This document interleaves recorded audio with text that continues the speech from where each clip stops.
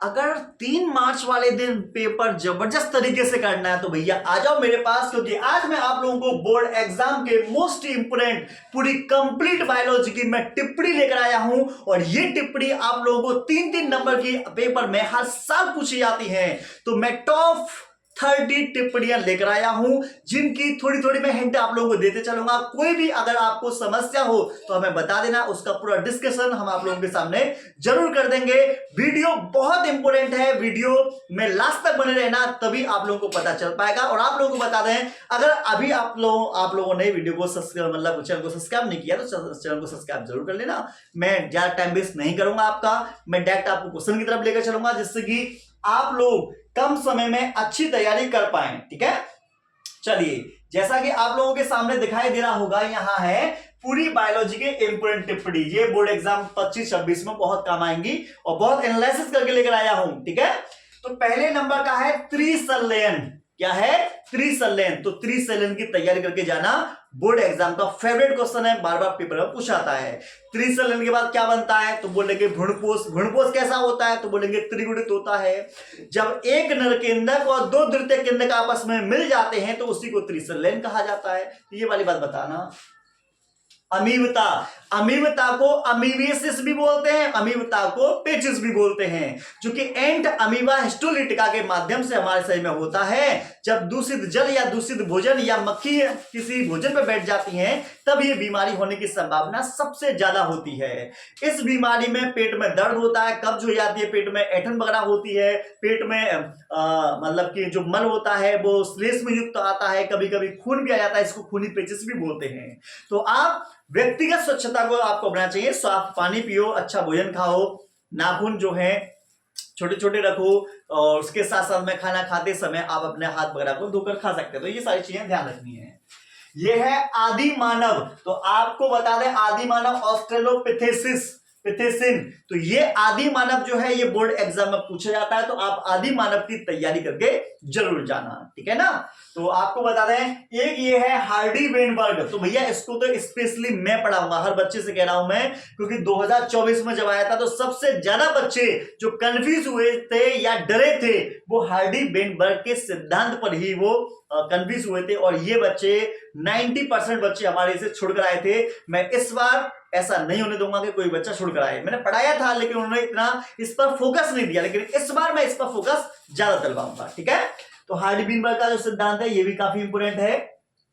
स्वयं प्रतिरक्षा रोग, ऑटो इम्यूनिटी बोलते हैं। इस बीमारी में क्या होता है, हमारे शरीर की कोशिकाएं हमारे शरीर को ही नुकसान पहुंचाती हैं, उसको स्वयं प्रतिरक्षा रोग वगैरह हम बोल देते हैं। हाशीमोटो रोग वगैरह होता है। ठीक है, या फिर एक और है माइस्थेनिया ग्रेविस बीमारी होती है, वो भी बीमारी होती है। कुछ ऐसी बीमारियां हैं। ये है ओपियोइड्स। ओपियोइड्स जो होती है एक विशेष प्रकार के ड्रग्स वगैरह होते हैं, अफीम वगैरह इसमें रखा जाता है। जो मॉर्फिन, अफीम से मॉर्फिन बनाते हैं, मॉर्फिन बना लेते हैं एसिडिटीकरण से। और ये भी ध्यान रखना कि एक इसका जो काम है ये पीड़ाहारी की तरह इसका काम रहता है। निंद्रा के मतलब माइंड को रिलैक्स करने का भी काम होता है। ठीक है, चिंता वगैरह को कम करने का काम होता है इसका। प्राकृतिक वर्ण नेचुरल सिलेक्शन है। नेचुरल सिलेक्शन ये चार्ल्स डार्विन ने दिया था। तो जीव हमारे पृथ्वी बहुत सारे हैं, तो वो जो पृथ्वी पर जीवधारी हैं वो संघर्ष वाला करते रहते हैं, जो संघर्ष में जीत आ जाता है। ठीक है, वो जिंदा बचता है। तो नेचर जो होता है वो सिलेक्शन करता है। ठीक है, डीएनए बहुरूपता, ये भी बोर्ड एग्जाम का फेवरेट क्वेश्चन है, इसकी तैयारी करके आना। ये वाला आपको देखने को मिलेगा वंशागति के आणविक आधार में। ठीक है, एमनियोसेंटेसिस। तो देखो ये इंग्लिश में वर्ड दिया गया है, आपके साथ गेम बना दिया मैंने। एमनियोसेंटेसिस को हिंदी में बोलते हैं उलुभेदन तकनीक, और ये जनन स्वास्थ्य से संबंधित आपके चैप्टर में मिल जाएगा, तीसरे चैप्टर में मिल जाएगा। तो उलुभेदन को करना है, और ये एमनियोसेंटेसिस है। ये वही तकनीक है जब कोई बच्चा जन्म लेने से पहले मां के गर्भ में बच्चा है तो उसकी जांच करते हैं कि लड़का है या लड़की है, इसमें कर लेते हैं, इसलिए इस पर रोक लगा दी गई है। लेकिन ये वास्तविक तौर पर अनुवांशिक रोगों को पता लगाने के लिए कि बच्चे में कोई अनुवांशिक बीमारी तो नहीं है, इसके लिए किया जाता है। बायो इन्फॉर्मेटिक्स, तो यहां पर भी मैंने आपके साथ गेम खेला है, दिमाग लगाओ। बायो इन्फॉर्मेटिक्स जो है यह है जैव सूचना विज्ञान, जबकि मैंने जैव सूचना विज्ञान ना बोलकर बायो इन्फॉर्मेटिक्स बोल दिया। ये भी आपको वंशागति के आणविक आधार में मिलेगा। ठीक है, अगला है सेंट्रल डोग्मा। सेंट्रल डोग्मा में क्या होता है कि सूचना प्रसारित होती है। डीएनए से एमआरएनए, एमआरएनए से प्रोटीन बनता है, तो अब डीएनए से एमआरएनए बनेगा तो अनुलेखन, एमआरएनए से प्रोटीन बनेगा तो अनुवादन, इस तरीके से रहता है। ये सर फ्रांसिस नहीं, ये उसने दिया था, ऐसे कुछ बीमारी, मतलब वैज्ञानिक है शायद, इसका वाटसन थे, नहीं वाटसन नहीं, क्रिक होगा, क्रिक ने इसकी खोज की थी। ठीक है, एक्स एक्स वाई, तो यहां पर देखो मैंने फिर से गेम खेल दिया आपके साथ। ये एक्स एक्स वाई है क्या चीज? तो ये एक बीमारी है जिसे बोलते हैं क्लाइनेफेल्टर सिंड्रोम। इसमें एक लिंग गुणसूत्र की बढ़ोतरी हो जाती है। ठीक है, और ये वही है जो ताली बजाकर पैसा कमाते हैं। अब ताली बजाकर पैसा कौन कमाते हैं? कमेंट में आप सब लोग कमेंट में अभी लिखिएगा कि कौन है जो पैसा बजाकर 2 मिनट में पैसा कमा लेते हैं। बायोपायरेसी, तो बायोपायरेसी वही है, इंटरनेशनल कंपनियां होती हैं किसी राष्ट्र या किसी इंसान, मतलब किसी राष्ट्र के प्राकृतिक संपदा का इस्तेमाल करती हैं उनसे बिना अनुमति के, बिना क्षतिपूर्वक भुगतान के, तो उसी को हम बोल देते हैं बायोपायरेसी। बीटी कपास मोस्ट इंपोर्टेंट है। बीटी कपास आ गया, बीटी फसल आ गई, बीटी बैगन आ गया, बीटी टमाटर आ गया, बीटी तंबाकू आ गया, या बीटी जीबिस क्या है ये आ जाता है। तो बीटी का पूरा नाम बैसिलस thuringiensis होता है और ये कीटनाशक की तरह काम करता है, ये भी ध्यान रखना। ठीक है, पीसीआर, पीसीआर को बोलते हैं पॉलीमरेज चेन रिएक्शन। ठीक है, कैरी मुलिस ने इसकी खोज की थी। इपिंट ऑफ ट्यूमेस का इस्तेमाल किया जाता है। डीएनए की मात्रा का संवर्धन किया जाता है। और आपको बता दें इसमें थर्मस एक्वाटिकस एक जीवाणु होता है, वहां से टेक पॉलीमरेज एंजाइम बनता है। वो पॉलीमरेज एंजाइम डीएनए की मात्रा को बढ़ाने का काम करता है, ये भी ध्यान रखिएगा।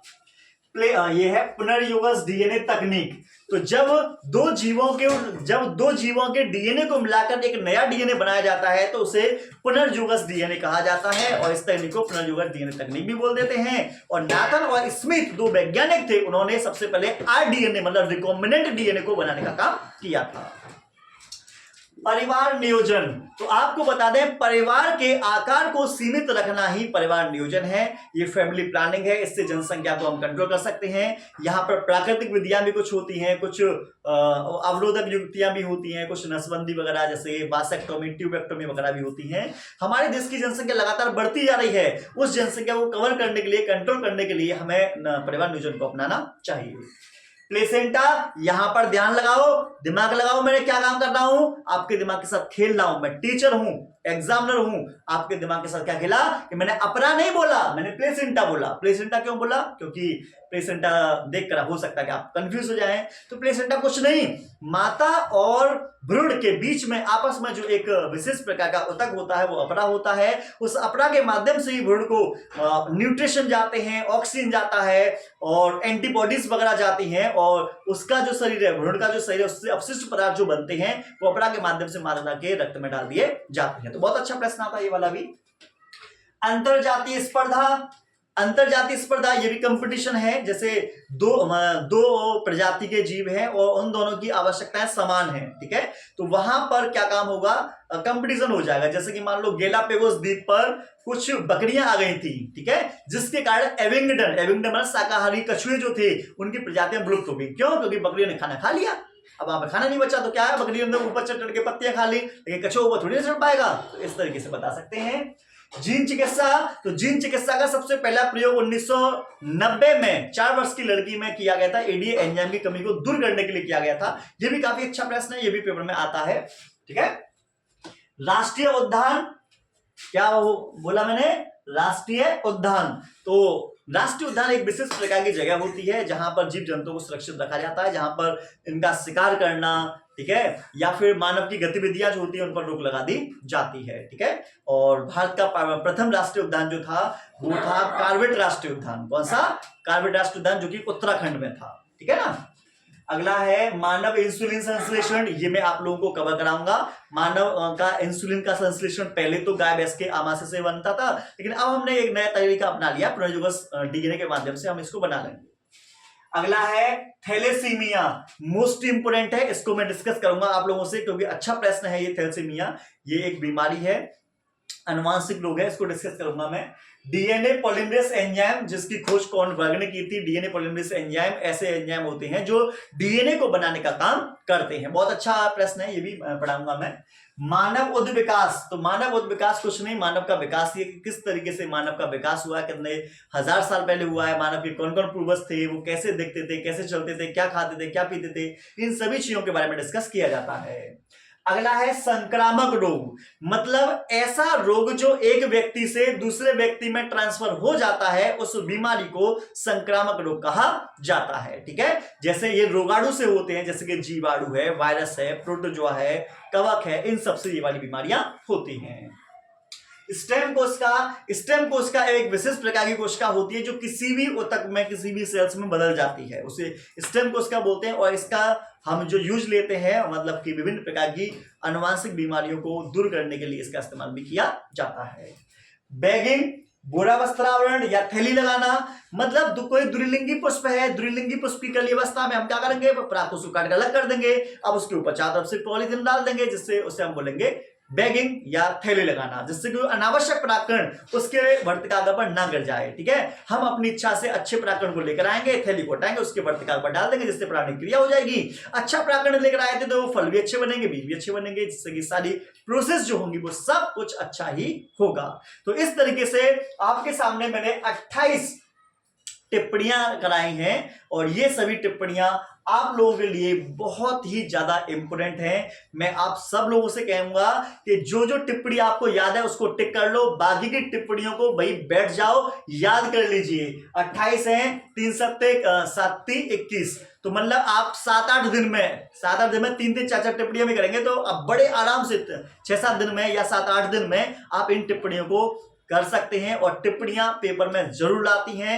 और आपको बता दें, टिप्पणियों में बता दूं, इनसे बाहर आपके क्वेश्चंस जाने की संभावना बहुत कम है।